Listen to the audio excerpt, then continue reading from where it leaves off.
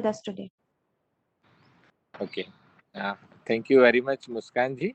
I'm very much thankful to your organization for inviting me on this occasion. पहले तो मैं जिन students ने यहाँ पे एडमिशन्स लिया है, राइट, जिनका हाँ, जिन छात्रों ने यहाँ पे एडमिशन्स लिया है उन सभी को मैं अभिनंदन देता हूँ और बहुत बहुत उनको बधाई देता हूँ कि उनके जीवन में एक वो नई शुरुआत करने जा रहे हैं। तो इस प्रोग्राम में आपने एडमिशन लिया है, इसलिए आपको बहुत बहुत बधाई।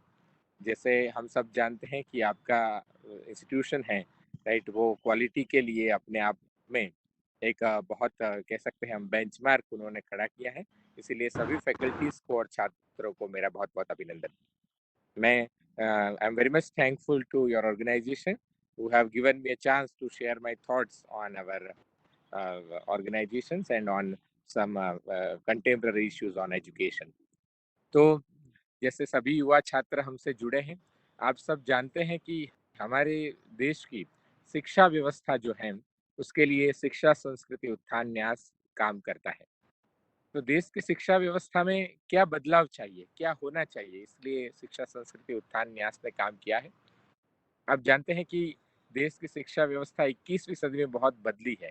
हाल ही में हमने नई राष्ट्रीय शिक्षा नीति की भी उद्घोषणा की है भारत सरकार ने। आगे न्यू एजुकेशन पॉलिसी भी इम्प्लीमेंट होने वाली है। तो ऐसे 21वीं सदी आने पे यूनेस्को ने एक कमीशन रचा था। उस कमीशन का जो नाम था उसका नाम डेलर्स कमीशन है। यूनेस्को तो आप सब जानते हैं, वर्ल्ड वाइड फेमस नेम है। डेलर्स कमीशन ने अपने एक रिपोर्ट में लिखा है कि कोई भी देश की शिक्षा उसकी संस्कृति, प्रकृति और प्रगति से जुड़ी होनी चाहिए। तो ये संस्कृति और प्रकृति से शिक्षा जुड़ी होने का अर्थ है किसी भी देश की शिक्षा संस्कृति आधारित होना चाहिए। ये हमने नहीं कहा, ये डेलर्स कमीशन ने कहा है। ऐसे कई सारे कमीशंस विश्व में भी आए हैं जिन्होंने संस्कृतिगत शिक्षा की बात की है। दूसरा, फिनलैंड नाम का एक देश है, आप सब जानते होंगे, हमसे तो बहुत छोटा है, हमारे एक राज्य से भी बहुत छोटा देश है। वो फिनलैंड नाम के देश की शिक्षा पूरे विश्व में अच्छी मानी जाती है। उसको कहते हैं ये शिक्षक और छात्रों का स्वर्ग है। फिनलैंड की शिक्षा का जो एजुकेशन चार्टर उनका है, उनमें लिखा है कि we provide nation centric education. तो आज प्रश्न यहाँ यह आता है कि क्या भारत की शिक्षा व्यवस्था उसकी संस्कृति, प्रकृति या प्रगति से जुड़ी हुई है। आप सबको पता होगा कि हमारे यहाँ एजुकेशन का भी कॉलोनाइजेशन हुआ है।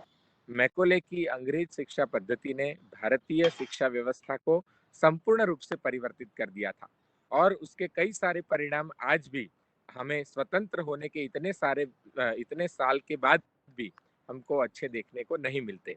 तो शिक्षा संस्कृति उत्थान न्यास देश की जो शिक्षा व्यवस्था है वो हमारी संस्कृति के अनुरूप बने, हमारी प्रकृति के अनुरूप बने, इसलिए यह संगठन कार्यरत है।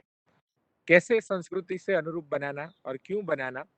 तो जैसे प्रत्येक देश की भौगोलिक स्थिति अलग होती है, प्रत्येक देश की अपनी संस्कृति अलग होती है, उनका कल्चर अलग है, उनके कस्टम्स अलग है और उसी तरह से उस देश के लोग बनते भी हैं और उसी तरह से उस देश के लोग जो हैं उनकी समस्याएं भी होती हैं। तो जब तक हम शिक्षा को संस्कृति के साथ नहीं जोड़ेंगे तब तक हमारी जो समस्याएं हैं उसका समाधान नहीं हो सकेगा। हम मानते हैं, इसीलिए हमारा सूत्र है शिक्षा संस्कृति उत्थान न्यास का कि देश को बदलना है तो शिक्षा को बदलना होगा। यह सूत्र हमने क्यों दिया? तो आप जानते होंगे कि आजादी के, स्वतंत्रता के इतने साल बावजूद भी, राइट, कितना करप्शन हो रहा है, कि कितने देश के सामने कितनी सारी समस्याएं हैं। एक पर्यावरण की समस्याएं हैं, एक पॉपुलेशन की समस्या है, कई सारी समस्याएं हम उसका सुझाव, उसका जो प्रॉब्लम है वो सॉल्व नहीं कर पाए हैं। तो वो सॉल्व करने के लिए देश की शिक्षा व्यवस्था है वो उसका नींव है। अगर छात्रों का ओरिएंटेशन ही ऐसे हो गया, वैल्यू ओरिएंटेड छात्र, जैसे हम हमारे यहाँ बात करते हैं, प्रहलाद की बात करते हैं, ध्रुव की बात करते हैं, नचिकेता की बात करते हैं, ऐसे कौटिल्य की बात करते हैं, ये सभी लोगों ने भारतीय शिक्षा व्यवस्था की ध्वज पताका है उसको विश्व में लहराया था। एक समय में नालंदा, तक्षशिला और वल्लभी में, राइट, कितने सारे लोग विदेश से हमारे यहाँ पढ़ने के लिए आते थे। लेकिन आज हमारी स्थिति क्या है? कि हमारे बच्चे, हमारा जो ब्रेन है वो विदेश की ओर भागता जा रहा है, ब्रेन ड्रेन हो रहा है, वह भी देश के सामने एक समस्या है। तो ऐसी बहुत सारी समस्याओं जो हैं, उसका यही समाधान है कि देश को बदलना है तो शिक्षा को बदले। अगर शिक्षा व्यवस्था अच्छी हो गई, यहाँ से चरित्रवान नागरिक का निर्माण हो गया, तो हमें लगता है कई सारी हमारी समस्याएं हैं, वो सॉल्व हो सकती है। इसीलिए हमारा पहला जो ध्येय वाक्य है, वह है देश को बदलना है तो शिक्षा को बदलना होगा। अब आप सब जानना चाहेंगे कि ये शिक्षा संस्कृति उत्थान न्यास कब शुरू हुआ? तो मुझे आपको बताने में आपको तो पता नहीं होगा क्योंकि अभी-अभी आप पढ़े हैं। लेकिन 2004 में हमारे जो सम्मानीय अध्यक्ष है दीनानाथ बत्रा जी, उन्होंने एक मुहिम चलाई। उसका नाम था शिक्षा बचाओ आंदोलन। क्यों ये शिक्षा बचाओ आंदोलन चलाना पड़ा? मैं आपको बताता हूँ कि हमारी जो पाठ्यपुस्तकें हैं, उस पाठ्यपुस्तक में बहुत सारी विकृतियाँ थी। उसमें कैसी विकृतियाँ थी, आपको 1-2 उदाहरण देता हूँ।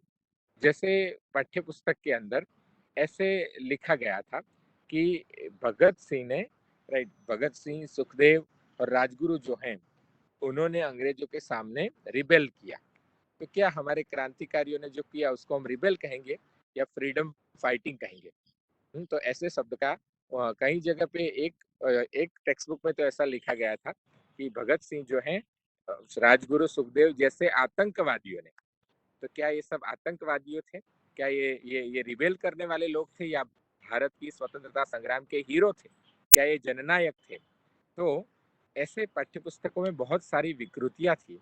उस विकृतियों को जैसे दिल्ली यूनिवर्सिटी में भी एक पुस्तक पढ़ाई जाती थी 100 टाइप्स ऑफ रामायणा। उसमें रामायण के साथ पात्रों के साथ कुछ छेड़छाड़ की गई थी। तो ऐसे बहुत सारी विकृतियाँ पाठ्यपुस्तकों में देखने को मिलती थी। यह विकृतियों के सामने यह शिक्षा बचाओ आंदोलन ने एक प्रश्न खड़ा किया कि आपको ऐसे पाठ्यक्रम चेंज करने होंगे जो कि भारत और भारतीयता और भारत के लोगों के विरुद्ध हैं, यहाँ की संस्कृति के विरुद्ध हैं, यहाँ के जो लोग हैं उनके विरुद्ध हैं। ऐसे पाठ्यक्रमों को हमें चेंज करना चाहिए। तो वह आंदोलन चला था और देशव्यापी देश भर से ऐसी पाठ्यपुस्तकों के बारे में बहुत विरोध भी हुआ था। और फिर तो तब सरकार के पास भी बात गई, सरकार ने बात कई जगह नहीं मानी, तो शिक्षा बचाओ आंदोलन के माध्यम से शिक्षा संस्कृति उत्थान न्यास का गठन किया गया। 2 जुलाई 2004 में शिक्षा बचाओ आंदोलन शुरू हुआ। उस संघर्ष के बाद 2009 में विधिवत रूप से शिक्षा संस्कृति उत्थान न्यास की स्थापना की गई थी।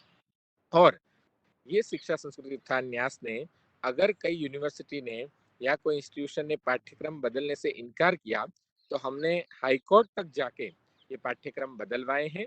और हाई कोर्ट में भी 13 हमने याचिकाएं दाखिल की थी, उसमें से 11 जो याचिकाएं हैं उसका समाधान आ गया है, अर्थात उसका जो निष्कर्ष आ गया है, जजमेंट आ गया है। और उसका जो जजमेंट है वो शिक्षा संस्कृति उत्थान न्यास और भारत के लोगों के, ना ही केवल शिक्षा संस्कृति उत्थान न्यास, लेकिन भारत के लोगों के पक्ष में आया है। तो हमने हमारे जो नेशनल हीरोज है, हमारी नेशनल आइडेंटिटी जो है, उसको हमें युवाओं के सामने रखना होगा।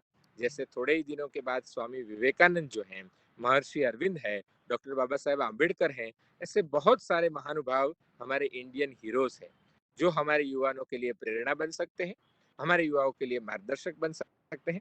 आप सब छात्र तकनीकी के छात्र हैं, टेक्नोलॉजी के छात्र हैं।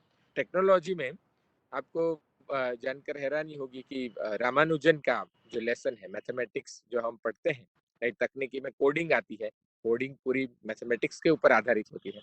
तो आज तक हमारे छात्रों ने विदेश के जो पात्र है, विदेश के ऑथर है, उनको तो बहुत पढ़ लिया, उनसे हमें कोई ऐतराज नहीं है, क्योंकि हम कहते हैं आनो भद्रा कर्तव्य यंतु विश्वतः, let us have noble thoughts from all the directions of world. हमें कोई ऐतराज नहीं है, आप विदेश की बात लीजिए। लेकिन हमारे रामानुजन ने केवल 34 साल की आयु में उनकी जो डायरी है Tata institute of fundamental research उन्होंने पब्लिश की है। तो रामानुजन ने 34 साल की आयु में 3 डायरीज लिखी थी। उस 3 डायरी में जो भी फॉर्मूलाज और थ्योरम उसने रखे थे, उसका सॉल्यूशन दुनिया का कोई भी मैथमेटिशियन आज तक नहीं कर पाया है। तो ये कितनी बड़ी बात है। हम हमारे हीरो को, रामानुजन को, क्या तकनीकी छात्रों को पढ़ाना चाहिए या नहीं पढ़ाना चाहिए, वो बच्चे तय करेंगे, वो छात्र तय करेंगे कि हमारे नेशनल हीरो कौन होंगे। वो पश्चिमी विद्वान हैं, राइट? वो हमारे आदर्श हो सकते हैं क्या रामानुजन हमारे आदर्श हो सकते हैं? तो हम उस काम पर लगे हैं। उसमें रामानुजन की मैंने बात की तो वैदिक गणित नाम का एक विषय है। आप सब जानते होंगे कॉम्पिटिटिव एग्जामिनेशन में थोड़े समय में, कम समय में ज़्यादा गाणितिक सॉल्यूशंस आपको करने होंगे। मैथमेटिकल एबिलिटी और रीजनिंग का बहुत अच्छा परिचय आपको देना होगा। तो यह माना गया है कि वैदिक गणित के माध्यम से वो हम बहुत अच्छे तरीके से कर सकते हैं। वैदिक गणित के माध्यम से हम बहुत कम समय में ये सभी प्रॉब्लम सॉल्व कर सकते हैं। तो कॉम्पिटिटिव एग्जामिनेशन में हजारों रुपए लेकर ये अलग अलग नाम से वैदिक गणित पढ़ाया जाता है। तो शिक्षा संस्कृति उत्थान न्यास ने वैदिक गणित का पाठ्यक्रम डेवलप किया है।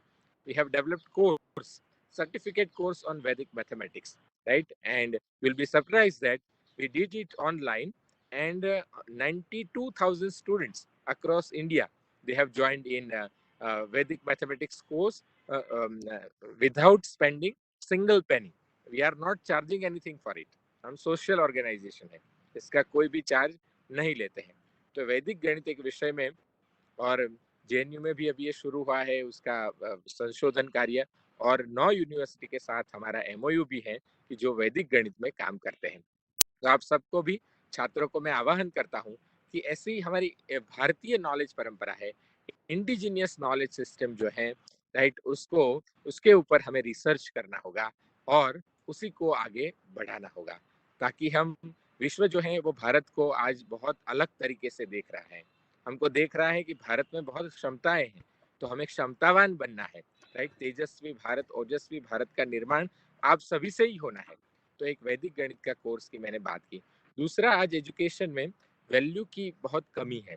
जो भी बच्चा पढ़ लेता है, राइट, जो भी ज़्यादा पढ़ लेता है, मैं आपको, हालांकि मैं कॉमर्स का प्रोफेसर हूँ, तो मैं आपको बताता हूँ कि पिछले 10 साल में जितने भी बड़े बड़े कौभांड हुए, वो नीरव मोदी ले लीजिए, माल्या ले लीजिए, या कोई भी, जितने भी 10 बिग फ्रॉड्स जिसको हम बोलते हैं वर्ल्ड के, राइट, और भारत के, उसमें अगर फ्रॉड करने वाले की अगर एजुकेशन क्वालिफिकेशन देखेंगे आप, तो वो सब बहुत अच्छे पढ़े लिखे हैं।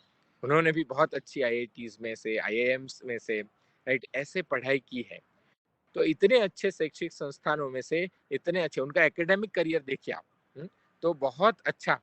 हम किसी का नाम नहीं लेंगे, लेकिन आप देखें, हाँ, फ्रॉड की सूची में तो बहुत लोग ऐसे हैं कि जिन्होंने पढ़ाई, बहुत एजुकेशनल क्वालिफिकेशन अच्छी होने के बावजूद देश के लोगों के साथ चीटिंग किया। तो वह वैल्यूज उनमें नहीं आई। तो वह वैल्यू की आज यहाँ पे बहुत कमी है। तो हम वैल्यू एजुकेशन के ऊपर काम करते हैं। उसमें प्रैक्टिकल भी है, थियोरी भी है। उसके ऊपर भी हमारा एक कोर्स है, certificate course in value education, holistic development की बात वहाँ पे की जाती है। आप सब तकनीकी के छात्र हैं, तो आपको विश्वेश्वरैया का नाम पता होगा। विश्वेश्वरैया, सर एम विश्वेश्वरैया ने इंजीनियरिंग में कितना प्रदान किया, और उनका जीवन आप पढ़ेंगे तो आपको पता चलेगा कि कितनी क्वालिटी उनमें थी, कौन से वैल्यूज उनमें थे, और उनके जीवन में से ही छात्र वैल्यू एजुकेशन प्राप्त कर सकते हैं। अलग से वैल्यू एजुकेशन पढ़ाने की कोई आवश्यकता नहीं है। तो this is what we are doing through our certificate courses, and we have so many institutions. जैसे मैं यहाँ बोलता हूँ कि we have so many institutions, उसका मतलब ये नहीं कि हमारे अपने विश्वविद्यालय हैं। हमारे साथ जो भी जुड़ते हैं, जैसे आज इलाहाबाद एनआईटी हमारे साथ जुड़ा है, तो वो हमारा विश्वविद्यालय, हम उसको मानते हैं, या हमारा इंस्टीट्यूशन हम उनको मानते हैं।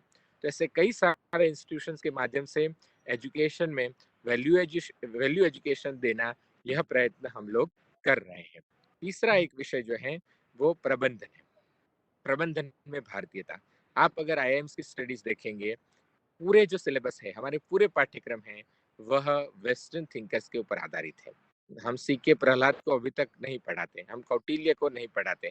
हमारे यहाँ बहुत सारे केस स्टडीज है कि जिसको ऑक्सफोर्ड यूनिवर्सिटी ने माना है कि इसको आप केस स्टडीज के रूप में लीजिए। जैसे मैं आपको एक उदाहरण देता हूँ कि हमारे यहाँ, आप तो वही नगरी से आ रहे हैं जहाँ कुंभ का मेला होता है। प्रयाग में कुंभ का मेला होता है। कुंभ मेले की व्यवस्था आप देखें तो कैसी होती है। लाखों लोग हर रोज उसमें आते हैं, फिर भी उसकी व्यवस्था कैसी अच्छी रहती है, वहाँ मैनेजमेंट कैसा रहता है।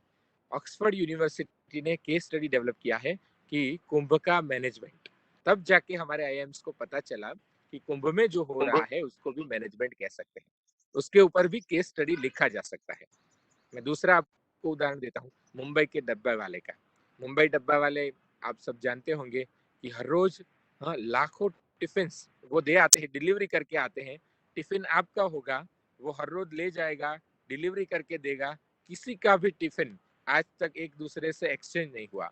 मेन्यू जो आपने कहा होगा कि आई एम डायबिटिक पेशेंट, मुझे ये स्वीट नहीं चाहिए, उसकी जगह ये चाहिए, तो वो भी किसी भी दूसरे कस्टमर के साथ वो एक्सचेंज नहीं होता, राइट? तो ये मुंबई डब्बा वाला का जो उदाहरण है, वह भी बेहतर प्रबंधन का, एक बेस्ट मैनेजमेंट का उदाहरण है। ऐसे विदेश ने बताया, तब जाके हमने माना कि उसको भी एक भारतीय बेस्ट केस स्टडीज के रूप में डेवलप किया जा सकता है। तो ऐसे हमारे आसपास बहुत सारे उदाहरण हैं जिसको हम इंडियन केस स्टडी के रूप में डेवलप कर सकते हैं। तो हम ये काम करते हैं प्रबंधन शिक्षा में, प्रबंधन में भारतीयता से भारत में जितना भी अच्छा प्रबंधन हो सकता है। और प्रबंधन की आवश्यकता केवल कॉरपोरेट में नहीं है, आज कई सारे प्रबंधन की हमें बात करनी होगी। जैसे एपिडेमिक मैनेजमेंट अभी जो चल रहा है, पेंडेमिक मैनेजमेंट, राइट, एक नया विषय आ गया। जैसे वेस्ट मैनेजमेंट एक विषय हमारे सामने है। जैसे कि राइट, एनवायरमेंट मैनेजमेंट की बात हम करते हैं। ऐसे कई सारे ह्यूमन रिसोर्स से लेकर कई सारे मैनेजमेंट की बात हमारे देश की आवश्यकता के अनुसार हम क्या करते हैं, विदेश में जो चलता है उसकी कॉपी यहाँ मार देते हैं। और इसीलिए हम कोई भी चीज को अपने तरीके से लागू करने में असमर्थ होते हैं, और उनके जो रिजल्ट्स हैं वह भी उतने हम नहीं पाते हैं जितने रिजल्ट्स हमको मिलने चाहिए। तो this is what we are doing through management education project. जो हमारा फोर्थ वन है, इट इज फॉर लैंग्वेजेस, जिसको हम भारतीय भाषा मंच बोलते हैं। फ्रेंड्स, आपको जानकर बहुत आश्चर्य होगा कि यूनेस्को ने एक भाषाओं की सूची बनाई है। उस भाषाओं की सूची में जो जो भी भाषाएं बहुत साइंटिफिक भाषाएं हैं, तो वो भाषाओं की एक सूची अलग से उन्होंने बनाई है। वैसे तो प्रत्येक भाषा का अपना अपना आप साइंस देखो होता ना, है, एक पोस्ट ही है, जिसको हम बच्चे फेंकना है बाहर, जो बदतमीजी करेगा तो उठा कर। बड़े बड़े लोग आए जी, थे ना निखिल इसलिए। शर्मा जी, आपका माइक जरा म्यूट करेंगे, मुझे थोड़ा आपत्ति होती है। निखिल शर्मा जी, या थैंक यू वेरी मच। तो भारतीय भाषा जो, चाहे वो हिंदी भाषा हो, चाहे मराठी हो, चाहे बंगाली हो, सभी भाषाओं जो हैं उसमें बहुत साइंटिफिक अप्रोच रहा हुआ है। तो वो भाषा साइंस की बात, हमारी भाषाएं लुप्त न हो, और भारतीय भाषाओं साइंटिफिक है, राइट, और उसको सभी छात्रों को सीखना चाहिए। और जैसे आप कहते हैं कि मदर टंग में आप कोई भी सोचे, अगर आपने कितना भी इंग्लिश मीडियम में पढ़ लिया, हमारा विरोध अंग्रेजी के साथ है ही नहीं, अंग्रेजी आप पढ़िए, खूब अच्छी पढ़े, क्योंकि वैश्विक भाषा अंग्रेजी है। लेकिन जो हम मातृभाषा में सोच सकते हैं, रिसर्च के बारे में, स्टार्टअप के बारे में, वो सोच अंग्रेजी में कभी नहीं आ सकती। इसलिए हमारी जो ओरिजिनल सोच, शोध अनुसंधान में मौलिकता लाने के लिए भी भाषा का उपयोग कैसे हम कर सकते हैं, उसके बारे में भारतीय भाषा मंच के माध्यम से शिक्षा संस्कृति उत्थान न्यास कार्य करता है। ऐसे जैसे मैंने आपको बताया कि हमारी जो शोध है, आजकल पीएचडी क्यों होती है भारत में? प्रत्येक वर्ष 45,000 students are getting PhD degree in India. 45,000, मैं गत वर्ष का, लास्ट ईयर का फिगर आपको बता रहा हूँ। तो 45,000 पीएचडीज हैं, उसमें से समाज की जो समस्याएं हैं, हमारे देश की समस्याएं हैं, उसको सॉल्व कर पाए, ऐसे कितने शोध है, ऐसे कितने रिसर्च पेपर्स हैं, ऐसे कितने थीसिस हैं, ऐसे कितने डिसर्टेशन हैं। आप स्वयं भी जानते होंगे कि शोध में हम बहुत कम व्यय करते हैं, हमारा एक्सपेंडिचर है वो भी बहुत कम है, और शोध में मौलिकता नहीं है। तो मौलिकता लाने के लिए भारतीय भाषाओं का उपयोग हो, हमारी जो भारतीय ज्ञान परंपरा है उसका उपयोग हो, इसलिए शिक्षा संस्कृति उत्थान न्यास कार्य करता है। तो यह एक शोध प्रकल्प, जैसे शोध पीजी डिग्री के बाद नहीं, हमारे यहाँ आपने फर्स्ट ईयर बीटेक में या बीई में एडमिशन लिया, तो शोध का ओरिएंटेशन कब होगा? तो कि वो तो एमटेक में होगा, या बीटेक एमटेक में होगा, या एमई में होगा।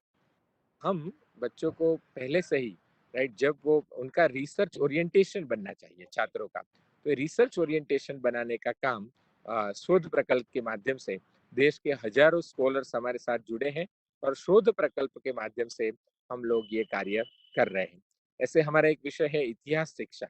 हाँ, इतिहास में भी आप देखेंगे तो हमारे यहाँ पहले कौन आया, बाबर आया, हुमायूं आया, शाहजहां आया, ऐसे बच्चे इतिहास में से रट्टा मार देते हैं, और उनको इतिहास शिक्षा इतनी बोरिंग लगती जाती है कि वो इतिहास को ऐसे मगअप करना, राइट, और जिसको हम बोलते हैं कि इतिहास तो क्या बात है, सीखने की बात है। इतिहास में हमें ये सीखना है कि कौन सी गलतियां हमें नहीं करनी चाहिए, कौन सा हमारा गौरव था, हमारी ज्ञान समृद्धि क्या थी, इसीलिए हमको इतिहास पढ़ाया जाता है। हम्म, तो हमारी अगली पिछली पीढ़ी कैसी थी, ऐसे ही अगली पीढ़ी बने, इसलिए हम इतिहास को पढ़ाते हैं। लेकिन क्या हम जो इतिहास अभी पढ़ाते हैं वह इतिहास की पुस्तकें जिसमें अंग्रेजों की बहुत सारी महिमा की गई है, और जैसे मैंने अभी बताया हमारे क्रांतिकारियों की इतनी महिमा नहीं है, तो क्या हम ऐसे ऐसे अपने पाठ्यक्रमों में क्या चंद्रशेखर आजाद का, अल्लाह आप सब वहाँ प्रयाग से हैं, तो चंद्रशेखर आजाद का पूरा जीवन एक पाठ्यक्रम में आना चाहिए या नहीं आना चाहिए? क्या वो इतिहास शिक्षा का बोध होना चाहिए या नहीं होना चाहिए? यह होना चाहिए, क्योंकि हमारे हीरोज जो हैं यह उभर कर हमारे छात्रों के सामने आने चाहिए। और हमारा आदर्श कौन है? वो स्वामी विवेकानंद है, वो महात्मा गांधी है, वो सरदार पटेल हैं, और उन्हीं के जीवन से बच्चों को प्रेरणा मिलनी चाहिए, ऐसा हम मानते हैं। तो इतिहास शिक्षा और उसका रिसर्च, उसके लिए भी हम काम कर रहे हैं। हमारा एक और जो आयाम है वो भारतीय भाषा अभियान है। आप सब जानते होंगे कि आप जब कोई हाई कोर्ट या सुप्रीम कोर्ट में केस डालते हैं तो उस केस की कार्यवाही कौन सी भाषा में होती है? सुप्रीम कोर्ट या हाई कोर्ट में अंग्रेजी भाषा में ही होती है। तो क्या सभी जो पक्षकार हैं, राइट, पार्टीज है, वो अंग्रेजी भाषा पढ़े लिखे होते हैं क्या? भारत में अंग्रेजी बोलने वालों की संख्या ज्यादा है, लेकिन भारत की पॉपुलेशन ज्यादा है, इसीलिए वो ज्यादा है, लेकिन वो परसेंटेज की मात्रा में बहुत कम है। तो भारतीय जो भारत में न्याय व्यवस्था है, जनता को जनता की भाषा में न्याय, इसलिए हम काम कर रहे हैं, जिसको भारतीय भाषा अभियान नाम दिया गया है। जनता को जनता की भाषा में कैसे न्याय मिले, उसके लिए हमने राष्ट्रपति जी को मिलकर आवेदन भी दिया है, कई सारे हाईकोर्ट्स को भी आग्रह किया है कि आप आज तक अंग्रेजी में ही क्यों देते हैं अपना जजमेंट। अगर किसी को अंग्रेजी में चाहिए तो दीजिए, लेकिन अगर कोई हिंदी भाषी व्यक्ति है, क्योंकि अंग्रेजी में जजमेंट आने की वजह से क्या होता है कि अगर व्यक्ति केस जीत जाता है, फिर भी वो वकील को पूछना पड़ता है क्या हम केस जीत गए, क्योंकि जजमेंट तो वो स्वयं नहीं पढ़ पाता है। और आप जानते हैं भारत तो गाँव का बना हुआ देश है, कितने सारे 7 लाख गाँव का बना हुआ ये देश, और उसमें केवल अंग्रेजी में ही जजमेंट देना वो कितना मुनासिब है, वो आप सबको पता चल पाएगा। तो हमने एक आग्रह किया है कि भाई जनता को जनता की भाषा में न्याय, पूरी जो न्याय व्यवस्था है, राइट, वो अंग्रेजी भाषा में, हाँ, रहे, सॉरी, हिंदी भाषा में या स्थानीय भाषा में रहे, अंग्रेजी भाषा में न रहे। तो इसीलिए अंग्रेजी भाषा में जिसको न्याय चाहिए वो ले सकते हैं, लेकिन उनको विकल्प दिया जाए कि गुजराती में, मराठी में, बंगाली में, जितनी भी भाषाएं हैं उसमें उनको विकल्प दिया जाए। ये भारतीय भाषा अभियान यह काम करता है। हमारा एक और आयाम है, वह है तकनीकी शिक्षा में भारतीयता। आप सब तकनीकी के विद्यार्थी हैं, टेक्नोलॉजी पढ़ते हैं, तो टेक्नोलॉजी में भारतीय ज्ञान परंपरा क्या है? जैसे मैंने एम विश्वेश्वरैया का उदाहरण आपको दिया, ऐसे कई सारे उदाहरण हमारे सामने हैं कि तकनीकी में भारत ने क्या क्या किया है, राइट, उसका आपको उल्लेख मिलेगा।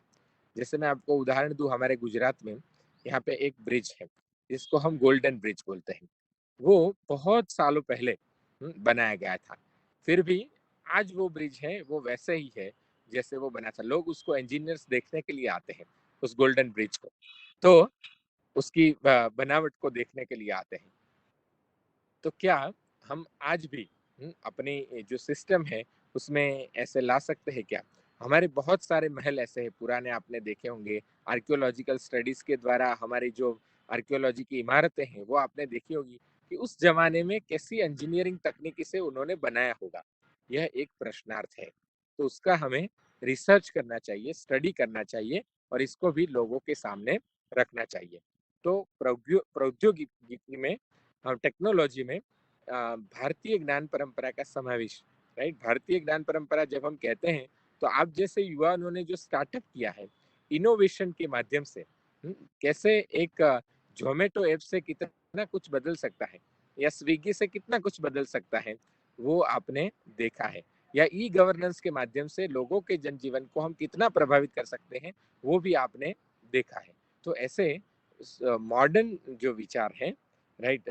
जैसे थिंक ग्लोबली एक्ट लोकली, ऐसे जो कहा गया है, उसी के साथ हम भी सोचते हैं कि हमारी भारतीय ज्ञान परंपरा है, उसको मॉडर्न तकनीकी से, मॉडर्न नॉलेज सिस्टम से जोड़ना और बच्चों को प्रेरित करना, इसके ऊपर भी हम काम करते हैं। दूसरा हमारा जो एक काम है वो प्रतियोगी परीक्षा के ऊपर है, कि कॉम्पिटिटिव एग्जाम्स हैं, उसमें भी कई सारी बातें ऐसी हैं। जैसे स्टेट बैंक ऑफ इंडिया ने प्यून का एग्जाम लिया, प्यून की रिक्रूटमेंट के लिए, उसमें पूरा पेपर अंग्रेजी में था। अब आप बताइए, स्टेट बैंक या भारत का कौन सा प्यून जो ऐसा है, या कौन सा ग्राहक जो ऐसा है, कितने ग्राहक ऐसे हैं कि जो प्यून से अंग्रेजी में बात करते हैं? कितने ग्राहक ऐसे हैं? उनको जो स्किल चाहिए वो तो आप नापते ही नहीं है, केवल अंग्रेजी का ज्ञान, राइट, वो उसकी टेस्ट लेनी चाहिए। तो स्किल टेस्ट हमारे यहाँ बराबर, क्योंकि परीक्षा वो क्लास 4 से लेकर आईएएस तक की जो परीक्षाएं होती है, उसमें क्या क्या गड़बड़ है, क्या क्या उनमें जो है साइंटिफिक अप्रोच कैसे लाना, उनको भारतीय परंपरा के अनुकूल कैसे बनाना, वो सब बातें जो है वो दूसरे भी आयाम है, लेकिन हमारे पास समय कम है। तो मैं आप सभी छात्रों को कहता हूँ कि आप भी इस काम में भारतीय ज्ञान परंपरा को उजागर करने में, क्योंकि भारत एक समर्थ राष्ट्र है, हुँ? और हम सब इस देश के वाहक हैं, इस परंपरा के वाहक हैं, तो हमको गौरव होना चाहिए कि मुझे इस देश में जन्म मिला है। इसीलिए हमारा सूत्र है, माँ, मातृभूमि और मातृभाषा का कोई विकल्प नहीं है। तो इस मातृभूमि के लिए मैं क्या कर सकता हूँ? मेरी मातृभाषा के लिए क्या कर सकता हूँ? माँ के लिए क्या कर सकता हूँ? इन सभी सोच को लेकर भारत की जो शिक्षा व्यवस्था है, वो भारतीय संस्कृति, प्रकृति और प्रगति के अनुरूप बने, इसलिए हम प्रयासरत हैं। आप जैसे हजारों युवा हमारे साथ जुड़े हुए हैं इस काम में। वो कैसे जुड़ते हैं? तो वो ऐसे कोर्स करके हमारे सकते हैं। तो मैंने कहा गणित का कोर्स है, हमारा प्रबंधन क्षेत्र का कोर्स है, हमारा वैल्यू एजुकेशन का कोर्स है। दूसरा चर्चा में आप हमारे तक पहुँच गए। आप में हमारे साथ जुड़ सकते हैं, अपनी पुस्तकों के माध्यम से हमारे साथ जुड़ सकते हैं, राइट? हमसे प्रत्यक्ष के माध्यम से जुड़ सकते हैं। पर्यावरण शिक्षा के ऊपर भी काम करते हैं। तो जिसमें भी आपको रुचि है उस विषय को लेकर आप हमसे जुड़कर पूरे देश में यह एक व्यवस्था परिवर्तन हेतु आप निमित्त बने, ऐसी मेरी प्रार्थना है। पुनः मैं सभी एनआईटी के सभी छात्रों को और फैकल्टीज को बहुत-बहुत अभिनंदन देता हूँ, and I am very much thankful that you have given a chance to me to share my thoughts on our organization and on education system. Thank you very much. Thank you. Thank you so much, sir, for such an insightful session. We often aspire to follow the footsteps of the Western world and turn a blind eye towards our own culture. However, your session has been truly an eye-opening interaction about the importance of scrutinizing and incorporating the rich culture of our country. In education, we feel honored to have had this talk with you. I will now like to request Harshdeep Singh Pruthi to take over and conduct the further sessions. Yes, good afternoon everyone. तो आज के जो next speaker हैं श्री जयंत सहस्त्रबुद्धे जी, वो join कर चुके हैं। श्री जयंत सहस्त्रबुद्धे जी राष्ट्रीय संगठन सचिव हैं विज्ञान भारती दिल्ली। आपकी पढ़ाई बीएससी टेक मुंबई विश्वविद्यालय से हुई। पिछले 30 वर्षों से आप अपने जीवन का पूरा समय देकर लगातार समाज के बीच में अपनी देश की परंपरा एवं संस्कृति विज्ञान एवं प्रौद्योगिकी पर कार्य कर रहे हैं। सर, मैं आपसे अनुरोध करूंगा कि आप कृपया इस सेशन की शुरुआत करें। सभी को नमस्कार। मेरी आवाज ठीक आ रही है? जी जी सर। ठीक है। नितेश जी और यहाँ पर आपके नितेश जी के सारे सहयोगी जिन्होंने इस पूरे कार्यक्रम की योजना बनाई है, और इस कार्यक्रम में सम्मिलित सारे बंधु भगिनी, आप सभी को मेरा सादर अभिवादन। सबसे पहले मैं आप सभी के बारे में कृतज्ञता व्यक्त करता हूं, क्योंकि विज्ञान भारती का कुछ संक्षिप्त परिचय यहाँ कराने का अवसर आपके द्वारा मुझे प्राप्त हुआ